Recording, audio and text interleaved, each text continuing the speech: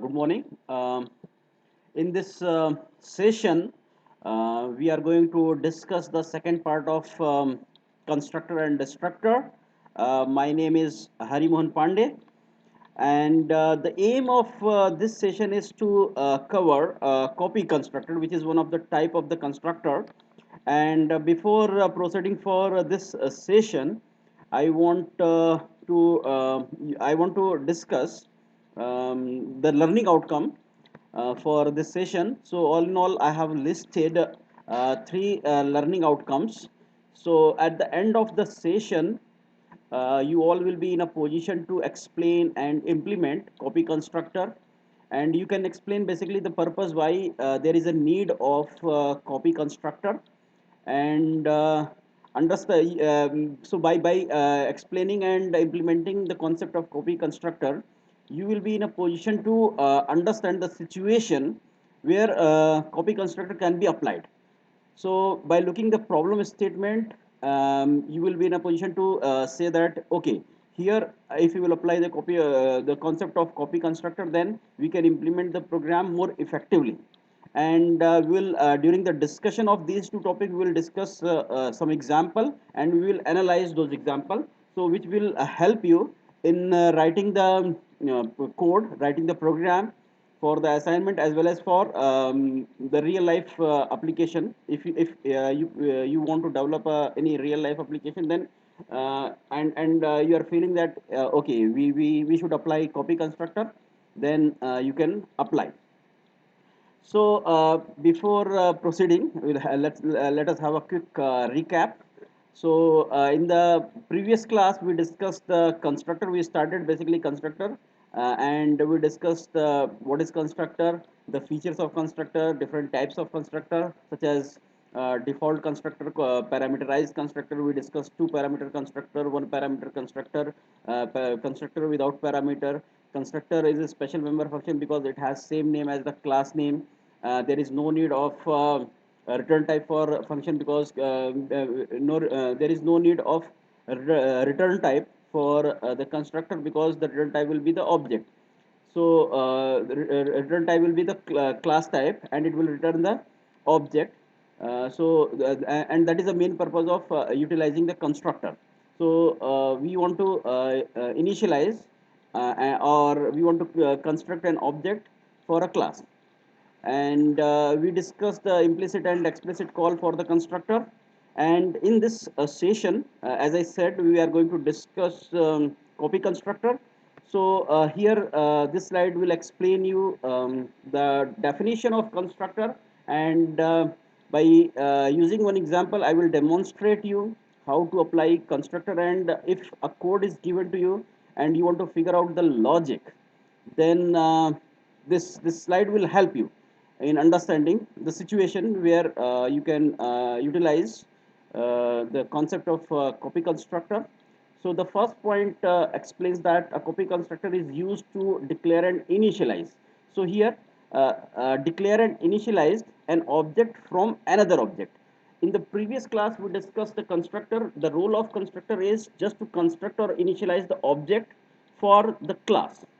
But the purpose of using copy constructor is, if we there is already one object given, and what we want to do, we want to initialize, we want to keep the existing object as a right value for the new object which we want to initialize or which we want to construct. Then in such situation, we will use the concept of copy constructor. So here I have listed one example, and this example, you can see demo d2 is equal to d1. So this d1 is already declared an object, and demo is the class for which we want to initialize the object d2. And the purpose of this statement is we want to assign whatever value we have in d1 into d2.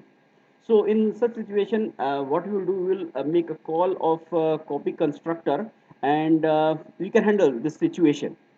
In the next slide, I will discuss more on copy constructor. That is the situation where we can apply the concept of copy constructor. So the first point says that suppose there is two object given for a class. Let's suppose let's we have a class demo, and for the demo class we have two objects, d1 and d2, and we want to write a statement like d2 is equal to d1. So the purpose is we want to initialize, we want to assign the value of d1 into d2. Then this statement basically explains that what we want to do, we want to copy the value of d1 into d2. Then in such situation, we can use the concept of copy constructor. So this is simply an assignment statement, and whatever value is present at the address of d1 will be assigned at the address of d2. uh, this is simple assignment statement. And what will happen if we want to pass the value as a argument to a function, that is we want to pass object as a function, we want to pass object as an argument to a function, and then in such situation we will utilize the feature of copy constructor. So here, this example will give a clear guideline how to use copy constructor. Suppose we have a class demo, because this is a constructor. And why I said we have a class demo, because constructor always keeps the class name as it is. So demo is the class name, and here what we want to do, we want to pass argument d, which is an object of class demo. So here we can declare a copy constructor as demo. Demo is the class name, address operator d, and we will write the statement inside the body of this constructor. Now here I have given one example to make you understand how to implement copy constructor. So here you can see class name is demo, and there is one data member, data, which is of integer type. It is given since there is no visibility modifier defined here. So by default it will be of it is given in the private section of the class. And in the public section, in the previous class, as I said, constructor we will declare and define constructor always in the public section. Then we can utilize it outside the class also. So here this is a constructor demo, and there is no parameter, so this is constructor without parameter. And we are assigning the value 200 we are assigning 200 at the address of data, and we want to flash a message default constructor is called. uh, Here I have given another constructor demo int x, and this constructor is constructor with one parameter. So whatever value will pass here in the main function, it will go to the address of data, because we are assigning the value of x at the address of data. And here this blue color text, this body of this statement, I have given two statements in the body of this constructor, and this constructor is nothing but the copy constructor, because the statement is very similar to what you have seen here. And so you can see that demo, this is a constructor, it has same name as the class name demo. So we want to declare an object d, and this is the address operator. So what we want to do, we want to use this data with the help of this. So whatever value this we will pass here for this constructor, it will get assigned, it will get accessed by d dot data, and it will get assigned at the address of data. And this copy constructor will flash a message, copy constructor is called. And finally we are calling show message in order to show the value of data from a different constructor. So we have three constructor, declared and defined three constructor: demo, that is default constructor, constructor with one parameter, and copy constructor. So we want to display the value of data from each constructor. That is why we have written this function void show. So using this cout statement, we can display the value of data. Now in the main function, I have what I have done, I have written demo d1 300. So this is the constructor, and as soon as compiler control will get this statement, immediately it will control will move to the body of this constructor, that is constructor with one parameter. So this int x is nothing but the 300 value we have we have passed in the body of this constructor demo d1. And this 300 value will be assigned at the address of data. So whenever we will call show message, so the value of data will be 300 from this constructor. Now what we are doing, we are assigning the value of d1 at the address of d2. D2 is the object for class demo. So whatever value we have at the address of d1, that is 300, it will get assigned at the address of d2. Now the next statement explains that we are declaring another object, that is d3 of demo class, and we are passing the value of d2 into not we are not passing, sorry, we are not passing the value of d2. We are basically assigning the value of d2 at the address of d3. So whatever value d2 will contain, it will get stored at the address of d3. And then here this statement is nothing but the statement for calling the copy constructor. So whatever value d3 will contain, it will get assigned at the address of d4. And then for each object, that is for d1, d2, and d3 and d4, we are calling the show method, which is given over here in the body of the class demo. And the purpose is we want to display the value of data from each for each object. So d1 dot show will display the value of d1 with the help of this cout statement. D2 dot show will display the value of d2 with the help of again a show method. Similarly for d3 dot show and d4 dot show. So that is why we are getting this type of output. Get ch function is given over here. The purpose of get ch method is it will freeze the output screen. So you can see the output. Otherwise you have to use some shortcut key in order to freeze the output screen. So here this copy constructor is called. So as soon as d1 dot show will get called, it will move here. And uh, from this statement, cout default constructor is called. We are getting this statement. Default constructor is called, copy constructor is called from this copy constructor statement.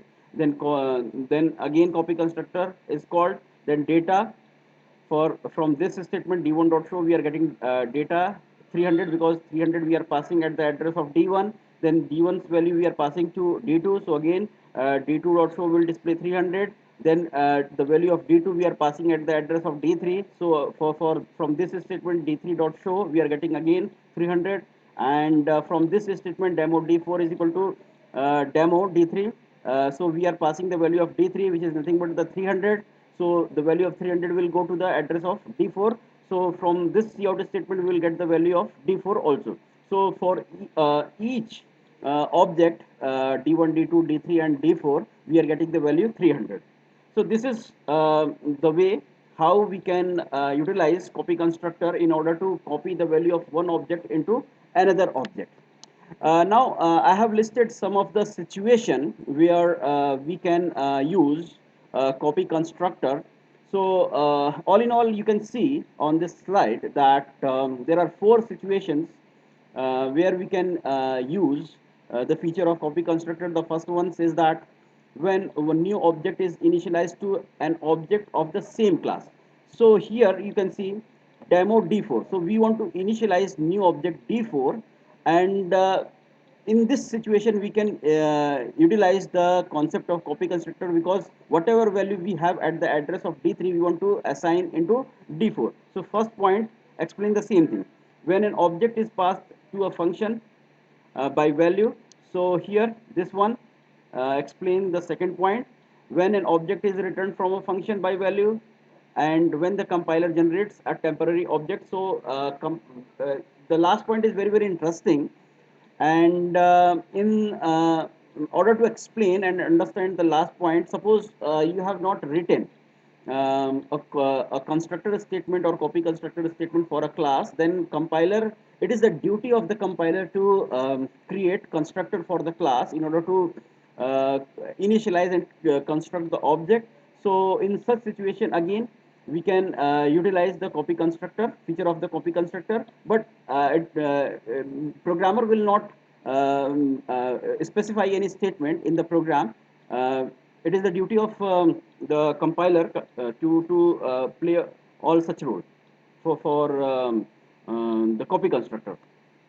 Here I have listed another example to make you understand the role of copy constructor. So here again the name of the class is same, demo, and here you can see we have listed one data member, data. The name of this variable is data. It is of integer type. Again, we have given it in the private section of the class because there is no visibility modifier defined. So by default, it will be of private type. And this is the first constructor, and this is the default constructor, and we are assigning the value 200 in the variable data, and we are displaying this message. The default constructor is called, and here int x, and then we are using here in this class we are using friend function also, and demo d, this is we are passing the passing one argument which is of class type, and what we are doing at the end, we are displaying the value of show, just like what we did in the previous example. And then in the main function we are declaring three objects, d1, d2 and d3. So this d1 300, when control will get this statement, it will control will move to the body of this constructor, that is the constructor with one parameter, and whatever value we are passing, that is 300, it will get stored at the address of data. And then we are passing this we are assigning the value of d1, that is 300, at the address of d2, and then we are using this copy function, which is of class type, and we are assigning the value of we are passing this value d1 as an argument to this function for d3, and at the end we are calling a show function for each object. That is why we are getting this type of message, because the value of d1 is 300, so 300 will get assigned at the address of d2. So the value of d2 will be 300, and then d1 will we are assigning the value of d1, that is 300, at the address of d3 also. So at the end we will get 300 for each object, that is d1, d2 and d3. So in this session, we discussed the mainly copy constructor, and we can utilize the feature of copy constructor when we want to assign the value of one object into another object. And in order to use copy constructor, we have to use address operator before the object name, and we discussed the four situation where we can use the concept of copy constructor. We discussed two example in order to understand and analyze the situation where we can utilize the feature of copy constructor. Now at the end, some remark is given. You can refer this website which is listed on the slide, and in order to access the video lecture, and for the descriptive assignment, for multiple choice questions, and if you have any query, you can drop me a mail on my email ID. And I will be uploading one assignment by tomorrow, and one multiple choice question also. So you all try to solve the problem given in the assignment. And for any problem, you can drop me mail. You can move to discussion section. You can write your queries there. As soon as I will see, I will respond you back. And in the next class we will be discussing dynamic constructor, initializing object dynamically, and the last topic, that is destructor. Thank you very much.